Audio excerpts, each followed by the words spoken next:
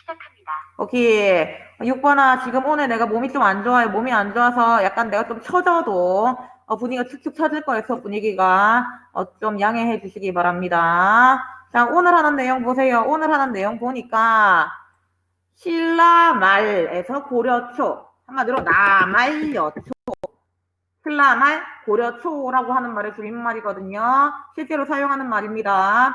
나말여초 시기에 사회 혼란 이유, 오케이?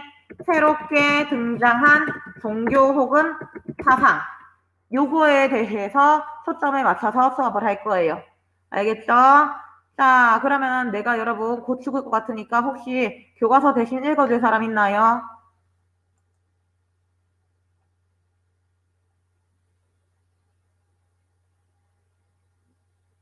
아무도 없나요? 그럼 내가 읽을게요. 0. 자, 요 페이지에서는 아무래도 여기 이 신라말 선종이 유행하면서 승탑이 등장하였습니다. 선종이 유명한 이유는 뭘까요? 라고 하는 것보다 아무래도 이번에는 이게 더 중요해요. 신라말에 호족이 받아들인 새로운 사상을 파악하고 후3국의 통일 과정을 설명할 수 있다. 이게 더 중요하네요. 자, 이걸 맞춰서 오늘 수업에 들읍시다. 다음. 승탑은 스님의 사리를 보관하기 위해서 만든 탑이다. 부처님의 사리 혹은 불경을 모시기 위한 불탑과는 구별이 된다. 신라말에는 이러한 승탑이 등장하기 시작하였는데 이것은 선종의 유행과 관련이 있다. 신라말 중국으로 유학간 승려들은 새로운 불교 종파인 선종을 접하게 되었다. 그리고 선종은 문자로 표현된 부처님의 가르침보다는 타고난 본인의 마음을 수련하고 수행하는 것을 강조하였다. 자, 이제 밑줄 칠게요. 지방에서 성장한 호족들은 선종을 적극적으로 지원하면서 독자적인 세력을 구축하고자 하였다. 됐나요? 이거 좀 중요한 내용이에요. 자, 그리고 밑에 있는 지금 말하는 나말, 여초, 신라말, 고려초에 왜 사회는 혼란해졌느냐라고 하는 내용을 봅시다. 괜찮아요, 성혁이? 이제부터 집중하세요. 자, 그러면은 잠시 뿅.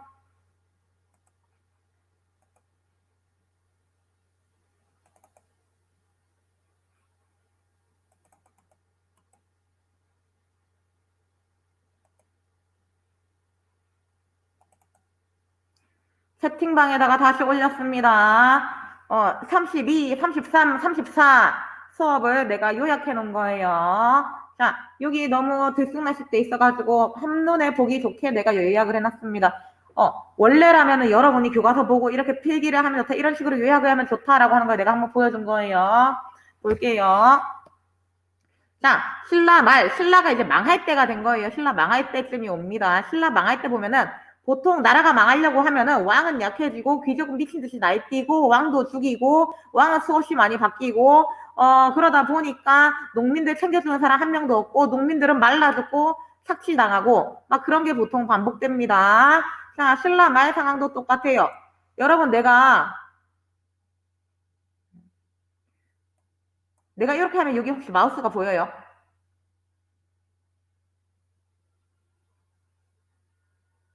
안 보이나?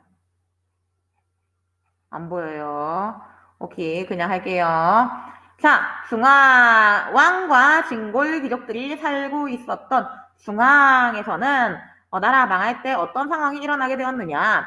왕은 약해지고 왕이 자기가 살아남기 위해서 끊임없이 이제 그거에만 집중하다 보니까 지방, 경주 이외 다른 지역에 대한 통제는 매우 약화되게 됩니다. 그리고 진골 귀족들은 야, 왜 니 혼자 왕하는데, 왜 니만 왕하는데, 왜 우리는 왕하면 안 되는데, 야, 니가 왕을 할 자격이 된다면은 나도 왕이 될 수 있어 라고 하면서 극심한 왕위 쟁탈전을 펼치게 됩니다. 155년 동안에 20명의 왕이 교체될 정도로 엄청 빨리 죽은 왕은 3개월 만에도 죽었었어요. 그럴 정도로 사회가 혼란한 시기가 오게 되었다라고 하는 것. 대표적으로 장보고의 난, 김원창의 난인데 전부 다 왕의 자리를 노리고 반란을 일으켰던 사건을 말합니다. 그리고 신라가 통일한 다음에 왕이 진골 귀족을 견제하기 위하여 본인들 왕이랑 손잡았던 세력들 육두품이 존재했었다. 기억나나요? 자, 왕이 강할 때는 육두품도 함께 강해지고 집사부도 강해지고 시중도 강해지고 했었지만은 이제 왕권이 약화가 되게 되니까 육두품도 함께 약화되고 인정받지 못하고 개무시를 당하게 됩니다. 자, 그래서 보니까 나와있죠.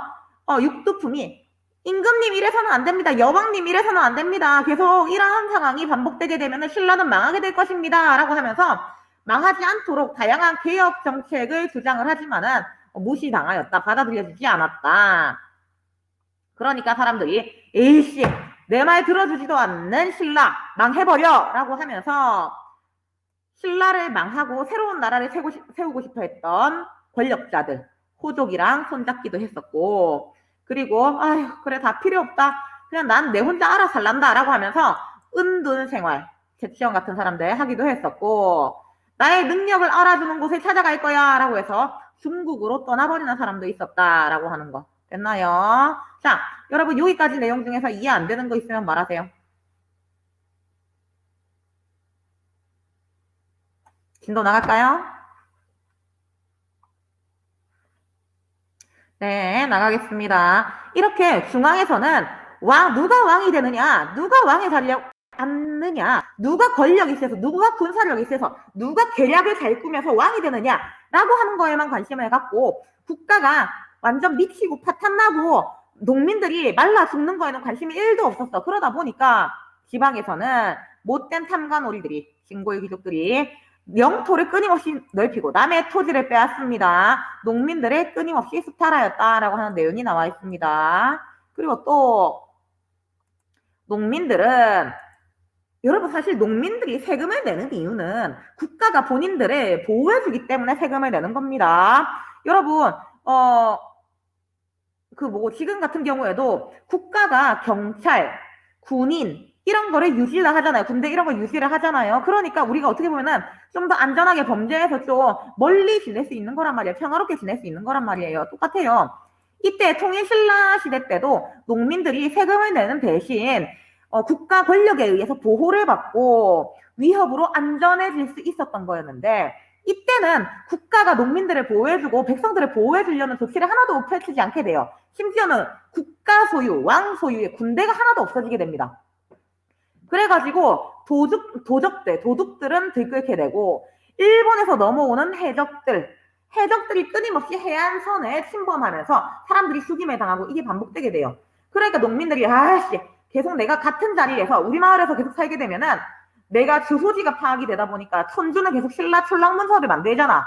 내가 계속 세금을 내야 되는 거야. 그러니까 세금을 내지 않기 위하여 농민들 같은 경우에 유랑민 떠돌아다니는 사람들도 많이 생기고 그리고 또 초적 다른 말로 하면 도적이 되었다라는 말인데 선생님 도적이랑 초적이랑 뭐가 달라요? 라고 하는데 백성들을 다른 말로 풀초해서 이제 백성들을 민초라고 많이 불렀거든요. 민트초코 아니에요. 백성들이 풀 같은 백성들이다라고 하는 건데 백성들이 도둑으로 바뀌게 됐을 때 초적이라고 부릅니다. 그리고 또 이런 썩어 빠진 나라 갈아엎어버릴 거야 라고 하는 농민봉기가 끊임없이 일어났다. 원종 에노에난이라고 하는 반란이 일어났고 적고적에난 빨간 바지 도적단이 일어나기도 했었다. 됐나요? 중앙에서 지방에 관심이 없다 보니까 지방에서는 힘센 사람들이 농민을 수탈하였고 농민들은 그 수탈에 저항하기도 하였으며 도둑이 되기도 하였고 도망 다니기도 하였다. 그리고 아예 특이한 새로운 권력이 등장하게 되었는데 이 새로운 권력이 뭐였느냐? 바로 호족이라고 하는 권력이었다. 호족. 나중에 교과서에 호족 나오면 우리 별 곱하기 이렇게 할 거예요. 호족이 누구냐?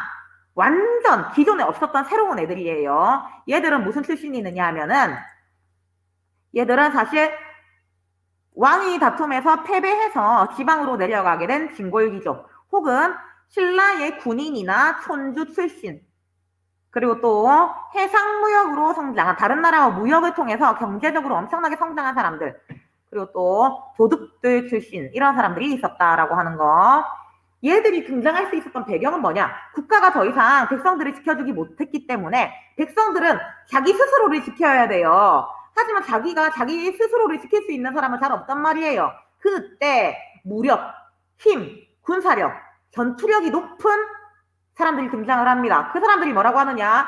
백성들아, 이제 앞으로 신라에다가 세금을 내지 말고 내 호족, 바로 나 호족한테 세금을 낸다면은 호족이 도와주겠다. 호족이 지켜주겠다. 우리가 경찰, 군대 노릇을 전부 다 해주겠다라고 하는 거예요.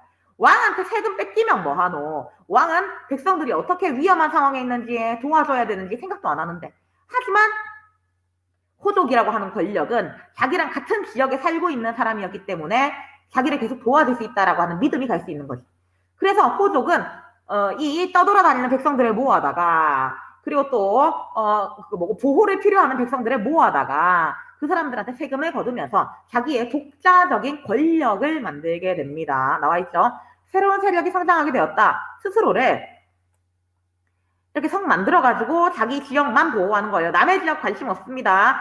자기 지역 안에 있는 백성들을 보살피는 성주, 성의 주인 혹은 장군이라고 불렸으며 그 지역에 가장 힘이 센 사람이 될 수 있었다라고 하는 거.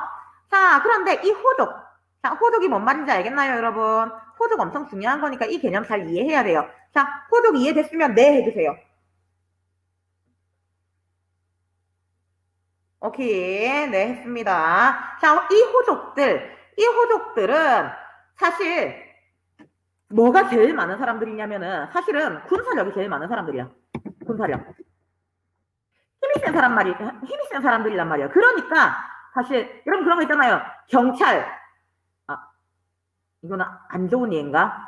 여러분 학교 폭력 당하는 아이들이 아무리 법에 의지하고 법원에 재판을 걸고 경찰에 신고를 해도 이게 잘 안 먹히니까 요즘에는 깡패들을 개인적으로 고용해서 야 내가 누구 삼촌인데 라고 해가지고 이제 하는 경우가 있다면, 의뢰하는 경우가 있다면 약간 그런 거라고 생각을 하면 돼요. 국가 권력이 자기한테 큰 도움을 주지 못한다라고 생각을 하니까 사설, 그냥 힘만 센 사람들, 사실 깡패들이죠. 깡패들을 고용하여 깡패들한테 세금을 바치면서 나 좀 보호해주세요 했던 게 바로 호족이란 말이에요. 그러니까 이 호족은 사실 국가로부터 권력을 받은 적도 권력을 받은 적도 없었고 정당성도 없었고 그냥 깡패 같은 조직인데 큰 깡패야.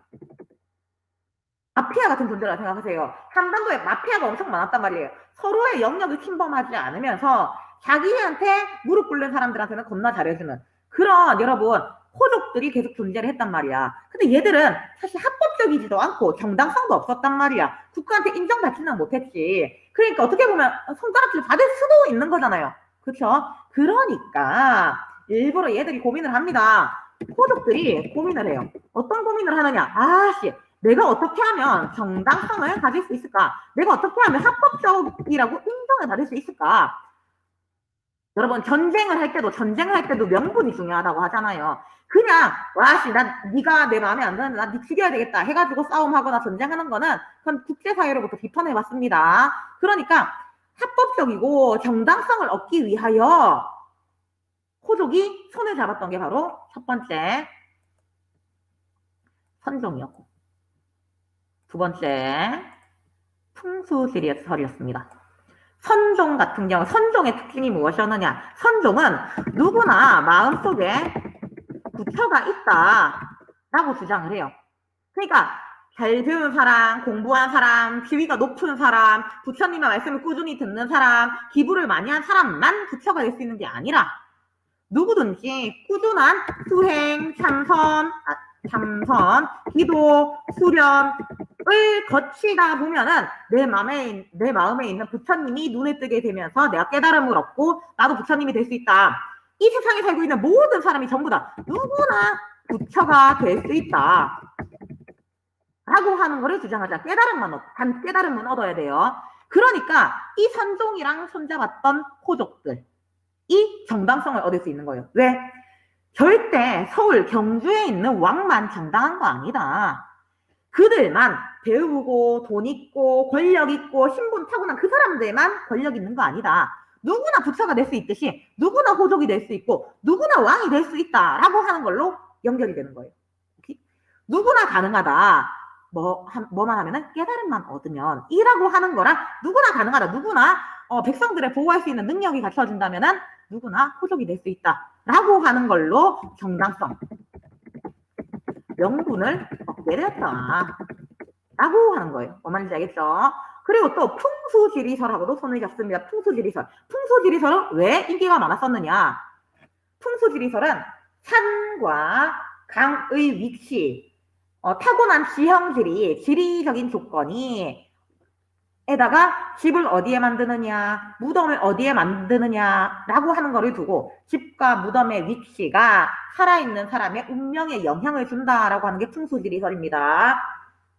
그래가지고 여러분 그런 말 들어봤죠? 여기는 수맥이 흐른다. 뭐 여러분 그리고 또 방에 침대를 놓을 때는 문 쪽으로 머리를 하지 말고 막 이런 거 들어봤죠? 그게 전부 다 풍수지리설입니다. 자, 풍수지리설에서 뭐라고 하느냐? 원래는 왕의 기운이 경주에 있었다. 하지만 이제 왕의 기운이 이동하였다. 어디로 이동하였느냐? 그래서 이제 서울이랑 손잡은 호족은 바로 서울로 이동하였다. 아니야, 전라도로 이동하였다. 아니야, 경상도로 이동하였다. 아니야, 강원도로 이동하였다라고 하면서 각각의 호족들이 지원해주는 풍수지리설이 이제 더 이상 경주는 끝났어. 이제는 서울의 시대야. 아니야, 강원도의 시대야. 아니야, 경상도의 시대야. 하면서 계속 자기들끼리 내가 명당이야. 경주가 아니더라도 꼭 경주만 수도이고 왕이 살 필요는 없어 라고 하면서 각 지역이 중요성이 대두가 되게 돼요. 여기는 이런 의미에서 지리적으로 훌륭하고 여기는 이런 의미에서 지리적으로 훌륭한 곳이고 라고 하는 게 바뀌게 됩니다. 뭐 말인지 알겠나요? 자, 여기까지 중에서 이해 안 가는 거 있는 사람 저요 해보세요.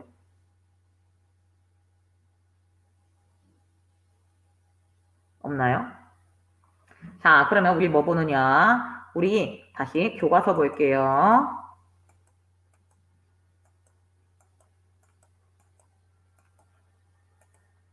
교과서.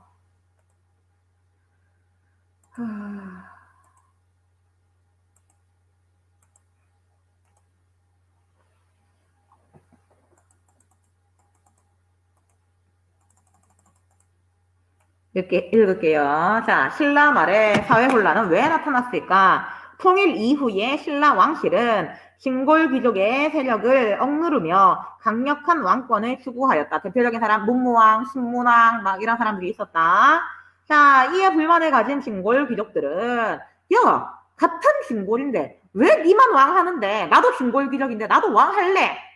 마침 왕이 어린 아이네. 자, 왕을 죽여버립니다. 자, 그래서 어린 나이에 해공왕이 즉위하자 왕권에 도전하기 시작하였다. 채팅창 보세요. 채팅창을.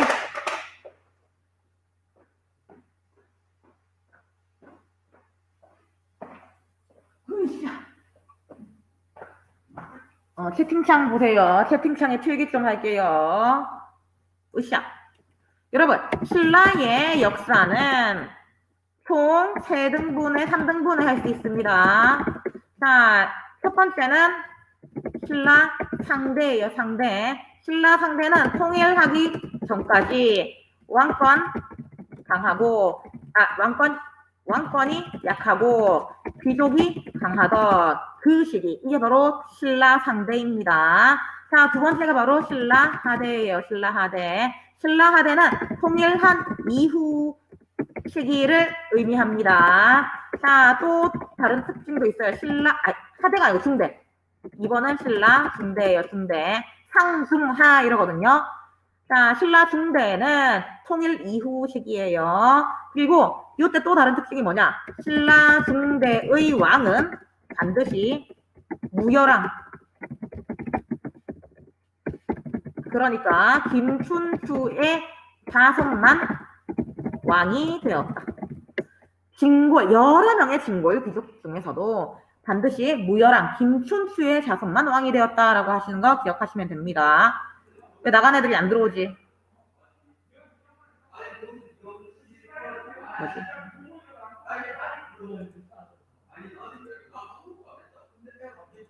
됐죠. 그래서 신라 중대의 특징은 왕권 강하고 귀족 약하고 육두품 강하고 그리고 김춘추의 자손만 왕이 되었다. 이게 바로 신라 중대야. 자, 그런데 이제 세 번째가 신라 하대예요. 신라 하대. 신라 하대는 왕권 약하고 이제는 진골 귀족이라면 누구든 왕이 되고 힘, 무력, 전투력이 중요해. 오케이?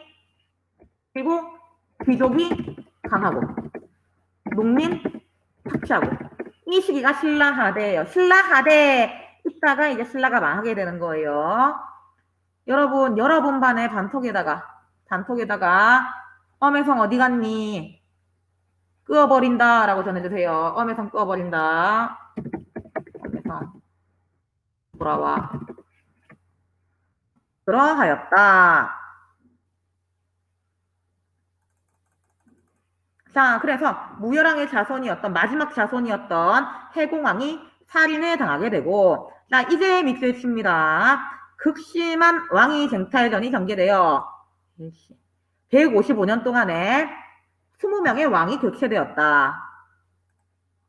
극심한 왕위 쟁탈전이 전개되어 155년 동안 20명의 왕이 교체되었다. 여기 밑줄 치세요. 자, 그리고 이제 밑줄은 안 치고 좀 읽을게요. 왕권은 약화되었으며 귀족들은 연합을 하여 정치를 운영하게 되었다. 중앙의 군사 조직은 존재는 했지만 실제적인 역할은 하나도 없었고 진골 귀족들은 적극적으로 개인 소유의 병사를 만들어 육성시켰다. 지금 우리나라 군대는 국가 소속입니다. 그런데 여러분 생각해보세요. 대기업들이 전부 다 개인 소유의 병사, 군대를 가지고 있다라고 하면은 전쟁이 얼마든지 일어날 수 있고 개판되겠죠. 그런 상황이 되었다라고 하는 겁니다. 자, 이제 또 밑줄 칩니다.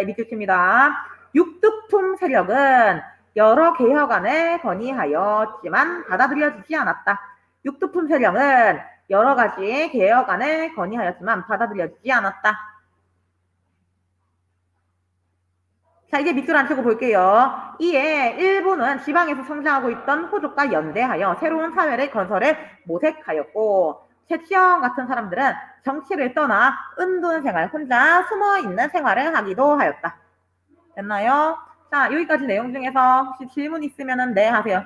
질문 있으면 네 하세요. 네! 질문 하세요.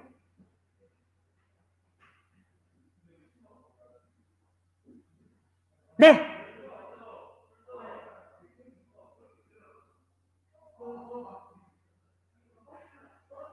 왜 내가 강하다고 하나? 잠깐만, 어디 갔나?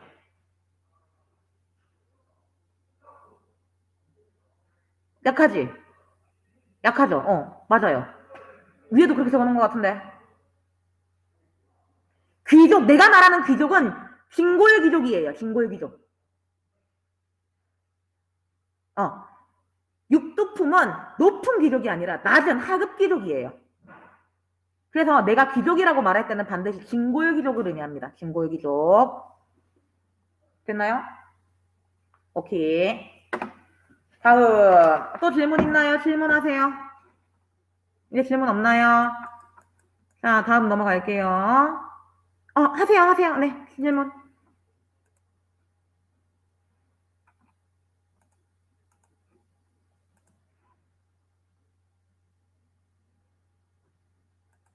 신라 한때 때 진골 귀족들이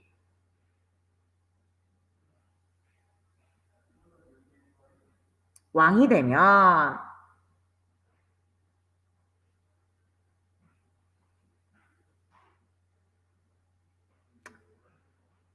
왕이 돼서 왕이 센 사람도 있었어. 그래가지고 막 20년 동안 왕한 사람도 있거든. 그런데 이제 전마가 왕이라고 전마가 왕 할 거면은 내가 왕하는 게 낫겠다 해가지고 또 이제 함정을 파가지고 그 사람이 또 독살해서 죽여버리고 또 다른 사람이 왕이 되고 이렇게 그 155년 동안에 20명이 죽었다니까요. 그래서 짧은 시기에는 3개월하고 왕 죽고 막 이런 일도 있었어요. 그러니까 왕권이 세지려면은 왕의 권력이 아들의 계속 물려지면 되는데 사실 왕이나 귀족이나 고놈이 되게 되니까 이제 서로 자기가 왕이 되기 위해서 왕을 죽이는 거죠. 그러니까 왕권은 약할 수밖에 없지. 중간중간에 엄청 센 사람들이 등장하면 엄청 잠시 왕은 세지겠지. 하지만 그 사람도 누가 자기를 죽이지 않을까라고 해서 계속 귀족을 견제해야 돼요. 진골들을 견제를 했습니다. 됐나요? 오케이. 자, 다음. 자, 이렇게 중앙이 개판이었는데 중앙에서는 지방에 관심을 1도 안 가지고 백성들이 착취당하는 것을 그냥 두고 보기만 하였다. 그러다 보니까 국가의 권력을 대신하여 백성들을 나름 보호해주는 새로운 정치 세력이 등장하게 되었는데 그게 바로 호족이었다라고 하는 내용 나옵니다. 호족이 등장할 수 있었던 배경은 무엇인가? 이거 한번 읽어볼게요. 내가. 진골 귀족들은 대농장을 소유하였고 농민들의 토지를 미친듯이 뺏었고 농민들의 수탈하였다. 가혹한 수탈을 견디지 못한 농민들은 떠돌아다니던가 유랑민이 되던가 아니면은 초적, 도둑이 되었고 마침내 전국 각지에 농민분기를 일으켰다. 이런 혼란 속에서 지방에서는 자 밑에 칠까요? 지방에서는 새로운 세력이 호족이 성장하고 있었다. 지방에서는 새로운 세력인 호족이 성장하고 있었다. 됐죠? 이제 밑줄 안 치고 봅니다. 호족 중에는 왕의 다툼에 패배하여 지방으로 내려간 세력도 있었고 군인이나 촌주 출신도 있었다. 호족은 그 다음부터 밑줄입니다. 스스로 자기를 성주 혹은 장군이라고 불렀으며 이제 밑줄 안 칠게요. 지역의 중심에 성을 쌓아 지방 유력자로 자리를 잡았다. 밑줄 안 치고 계속하겠습니다. 호족들은 농민들을 자신의 세력으로 끌어들이면서 세금을 걷고 하나의 작은 국가 같은 거를 운영하게 된다. 그래서 점차 새로운 시대의 주인공으로 성장할 수 있었다. 됐죠?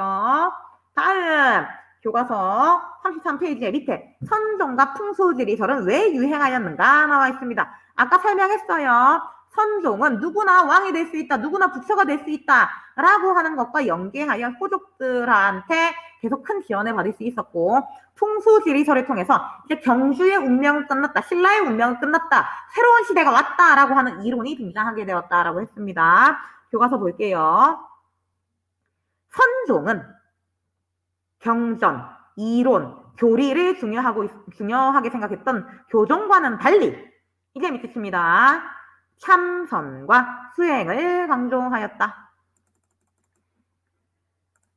선종은 참선과 수행을 강조하였다. 계속 밑줄 치면서 나도 깨달으면 부처라는 선종의 개인주의적인 성격은 호족들이 독립할 수 있는 사상적인 근거가 되었다. 그래서 호족들은 선종을 적극 지원하였다. 나도 깨달으면 부처가 될 수 있다라고 하는 선종의 개인주의적인 성격은 호족들이 독립할 수 있는 사상적인 근거가 되었다. 정당성을 주었다. 명분을 주었다. 그래서 호족들은 선종을 적극 지원하게 되었다. 교종이 선종의 자리를 빨리 빼앗기를 바라였다. 됐죠? 밑줄 안 치고 봅니다. 호족들은 점차 신라 정부의 영향에서 벗어나 반독립적인 세력으로 성장하였다. 호족의 지원 아래에서 선종의 9가지의 유명한 절, 선종의 9가지의 유명한 절을 뭐라 부르느냐? 구산선문.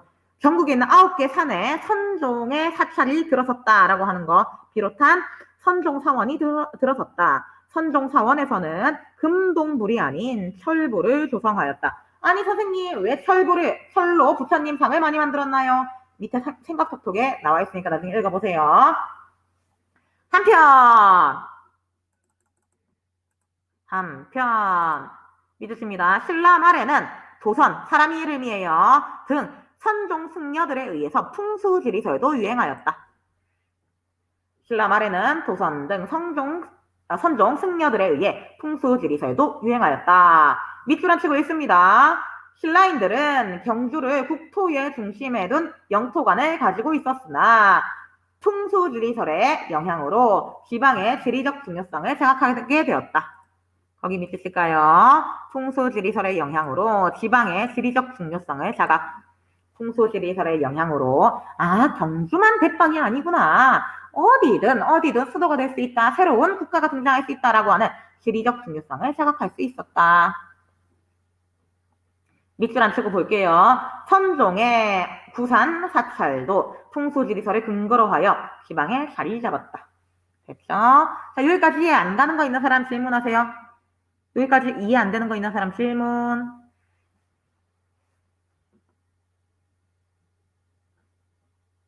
없나요? 다음 페이지 넘어가겠습니다. 다음 페이지. 이걸 안 지우고 넘어가니까 애들이 그게 보인다대. 그래가지고 계속 지우고 있어요. 이거 또 보자. 다 지웠나?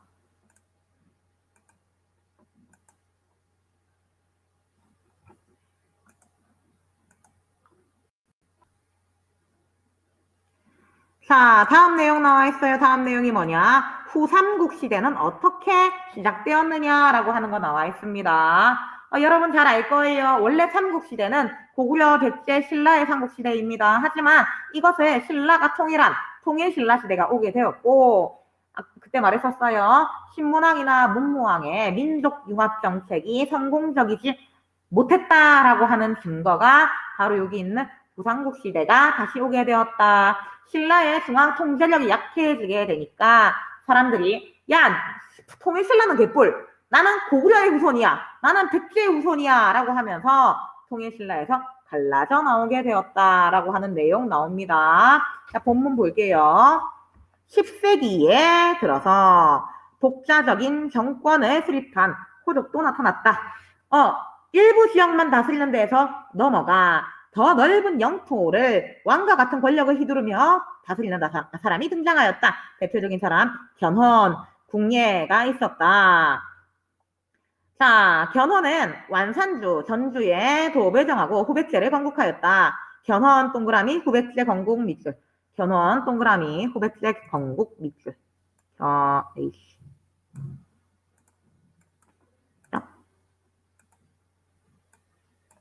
견훤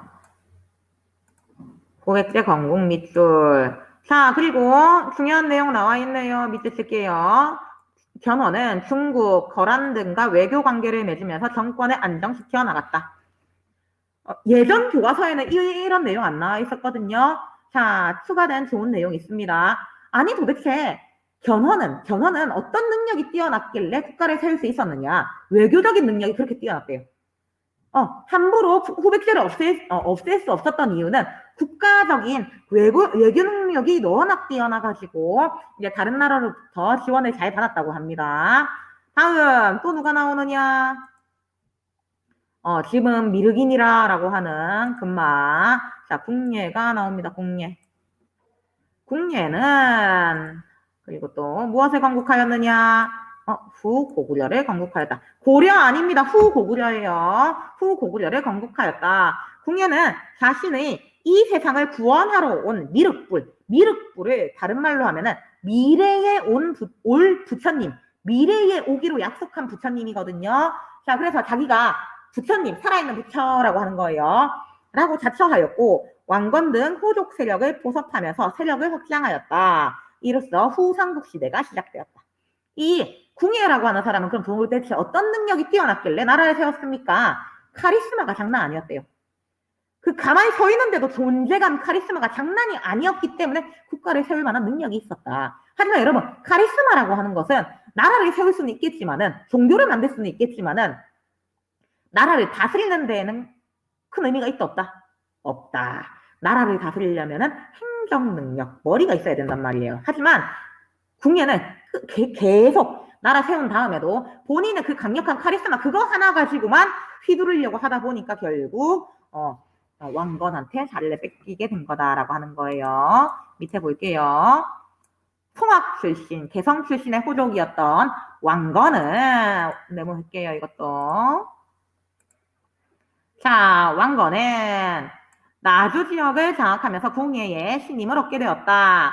그러나 궁예가 호족을 탄압하면서 무리하게 정치를 이끌자 이에 반발한 호족들이 궁예를 몰아내고 왕건을 왕으로 추대하였다. 왕으로 모셨다. 자, 믿으십니다. 왕건은 고구려 계승을 내세워 국호를 고려라고 하였다. 왕건은 고구려 계승을 내세우면서 국호를 고려라고 하였다. 자, 고려라고 했는데 선생님 여러분 고려라고 하는 나라의 이름은 고구려에서 우리는 고구려 계승 의식을 가지고 있으니까 구를 빼고 고려라고 해야지. 이거 아닙니다. 자, 고려라고 하는 말은 고구려 사람들도 사용했던 말이에요. 고구려 사람들도 자기 나라 이름을 두 글자로 줄여서 부를 때는 고려라고 불렀습니다. 그래서 고구려 사람들이 자기 자신을 소개할 때 나는 고려 사람이다. 나는 고려 사람이다. 내가 살고 있는 나라는 고려다라고 하는 기록이 계속 발견이 됩니다. 그러니까 여러분 나는 고구려를 이어받았으니까 나라 이름을 구 빼고 고려라고 해야지 이게 아니라 나는 고구려 계승의식을 가지고 있기 때문에 이름을 고구려로 하겠다랑 똑같은 거예요. 나라 이름을 똑같이 정한 겁니다. 알겠죠? 자, 그리고 왕건은 밑줄 칠까요? 왕건은 발해의 용인을 적극적으로 포섭하였다. 자, 질문할게요. 대답 좀 해주세요. 왕건이 발해를 좋아한 이유, 왕건이 발해의 유민을 받아준 이유는 뭐 때문일까요?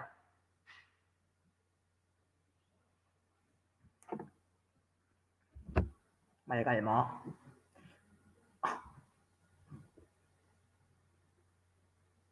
뭔가 직접적인 단어는 나오지 않아. 표현은 나오지 않았다. 그렇지. 여러분, 발해도 그렇고, 고려도 그렇고, 둘 다 고구려 계승의식,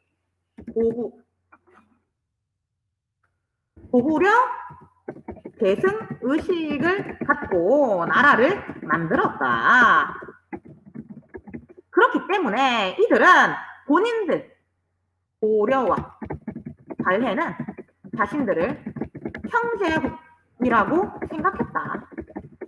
왜냐? 같은 부모, 고구려라고 하는 같은 부모에게서 태어난 형제 국가라고 생각하는 겁니다. 뭔 말인지 알겠죠? 그랬기 때문에 발해가 거란한테 망하고 나니까 일부러 그 거란한테 망한 발해의 왕자, 발해 사람들을 전부 다 고려로 데리고 옵니다. 다음. 후백제와 달리 신라를 우호적으로 대하였다. 왕건은 되게 착한 사람이에요. 왕건은 모든 걸 다 용서해줘요. 나쁜 일 해도 용서해줍니다. 뭐 해도 용서해줍니다. 다 용서해줍니다. 뭐 안 해주는 게 없어요. 전부 다 용서해줘요. 그래서 나쁜 짓 했어도 괜찮아. 이제 우리 새로운 시대가 시작되는 걸. 우리 이제 새롭게 시작해보자. 고려라고 하나 새로운 그걸로 들어오자. 원래 견엄 표현이었구나. 괜찮아. 이제는 뭐 우리 고려 편 하면 되지. 계속 이렇게 계속 모든 걸 수용해줍니다. 호족들이 그리고 나한테 싸우지 않고 스스로 항복하면은 기존에 가지고 있었던 모든 권리를 전부 다 인정해주고 그래요. 이제 그러다 보니까 사람들이 후백제, 고려, 신라는 거의 망해가고 있고 이 둘 중에 누구 뒤에 줄을 서야 될까? 누굴 백으로 선택해야 될까라고 할 때 후백제가 아니라 고려를 선택한 거예요. 후백제 왕이었던 견훤은 신라를 겁나 싫어했대요. 신라 완전 싫어합니다. 완전 싫어해가지고 심지어 후백제가 신라한테 어떤 일을 저지르느냐. 신라는 정신 나갔어요. 정신 나가서 뭐 외부에서 적이 쳐들어오고 누가 전쟁을 일으키고 공격하는지 모르고 경주에서 포석정 들어가자. 포석정이 이제 귀족들이 연회를 하기 위해 만든 인공 연못, 술자리, 채식장소 같은 곳이에요. 그런데 거기에서 술을 먹고 기생들하고 같이 놀고 하면서 있었는데 그때 견훤이 군대를 끌고 이제 쳐들어왔습니다. 그 자리에서 술 취해가지고 놀고 있는 진골 귀족들과 왕을 다 죽여버립니다. 다 죽여버리고 왕을 다 죽인 다음에 왕 죽이기 전에 궁궐에 있었던 왕비 그리고 궁녀들 전부 끌고 나와서 그 왕이 보는 앞에서 성폭행을 합니다. 성폭행을 하고 궁녀들은 자기 부하들한테 성폭행을 시키고 그랬어요. 여러분 그리고 나서 또다시 목을 잘라서 죽여버립니다. 그런 다음에 자기 말을 잘 듣는 제일 힘이 없는 귀족을 뽑아서 신라의 왕으로 만들어주고 그랬었어요. 무능력한 인간 뽑아가지고. 여러분 사실 약한 사람들, 불쌍한 사람들, 힘이 없는 사람들을 대하는 태도를 보고 그 사람이 진짜 인성을 알 수 있다고 하잖아요. 여러분 왕건은 그 끔찍한 사건을 보고 충격 먹어가지고 신라의 왕이요 내가 네 대신에 복수해 줄게 라고 해가지고 왕건이 신라 대신해서 복수해 주러 쳐들어가요. 그리고 나서 완전 달립니다. 왕건이 이때 죽을 뻔했어요. 견훤은 그때도 왕건을 죽일 뻔했어요. 힘이 강했기 때문에. 자, 여기서 질문, 퀘스천. 견훤의 전투력 플러스 인성 그리고 왕건의 전투력 플러스 인성 봤을 때 네가 김해를 다스리는 호족이다. 그렇다면 넌 누구에게 항복할래?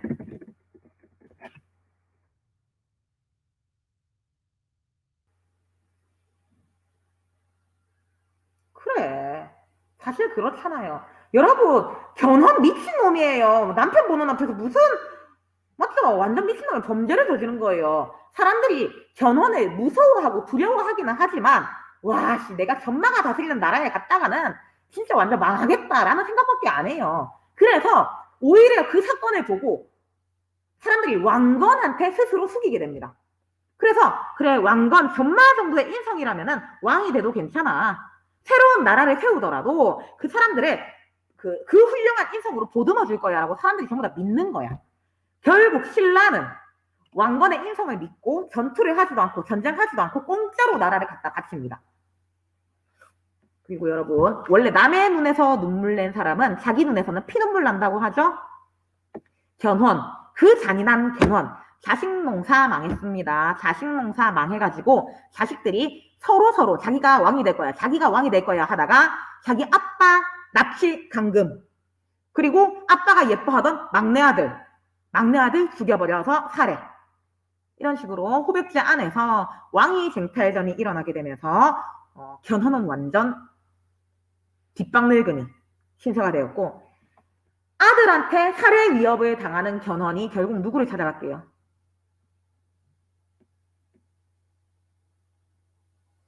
아들들한테 끊임없이 살해 위협을 당하던 견훤도 어쩔 수 없이 왕건을 찾아가고, 우리 과거에 묵은 원한은 전부 다 없애버리고, 지금 나는 아들한테 목숨을 위협받고 있다. 날 한 번만 용서해줘서 네가 가지고 있는 군대를 나한테 빌려준다면은 내가 직접 만들었던 나라 백제 내 손으로 멸망시키겠다 라고 합니다. 그리고 견훤은 왕건한테 군대를 빌려서 자기가 만든 후백제를 자기 손으로 멸망시키는데 성공합니다.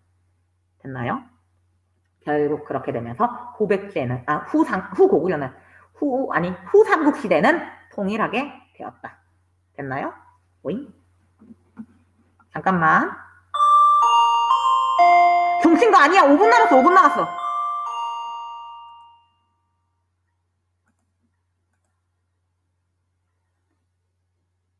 이때까지 안 듣고 있었으면서 태양이. 자, 요 밑에 있는 거 보세요. 이거 필기하세요. 후삼국 통일 순서입니다. 견훤이 후백제 건설하였다. 후백제가 먼저 만들어졌네. 궁예는 후고구려를 건설하였다. 자, 그리고 나서 궁예가 도라이 짓을 해가지고 결국 쫓겨나고 왕건이 고려를 건설하였다. 그런 다음에 거란한테 멸망하게 된 발해의 남은 백성들, 왕자도 함께 옵니다. 왕자들, 이런 사람들, 발해의 유민이 전부 다 고려로 받아주게 되었다. 그리고 신라가 전쟁을 하지도 않고 그냥 공짜로 나라를 갖다 바친다. 신라가 고려한테 항복을 했다. 후백제 안에서는 후계자 살려두고 내부 분열이 일어나게 되었고, 후백제 멸망하면서 후삼국은 통일할 수 있었다. 자, 여러분, 이거 필기하세요. 이것도 그 순서 맞추는 문제 많이 나옵니다. 됐죠? 나 이제 이거 꺼도 돼? 끄지 마. 오케이. 그리고 또, 오케이. 잠깐만요. 어딨노? 어디 갔노? 어디 갔노? 어디 갔노? 어디 갔노? 여기 있는데. 잠만 기다리세요. 최근 문서 여기 있다.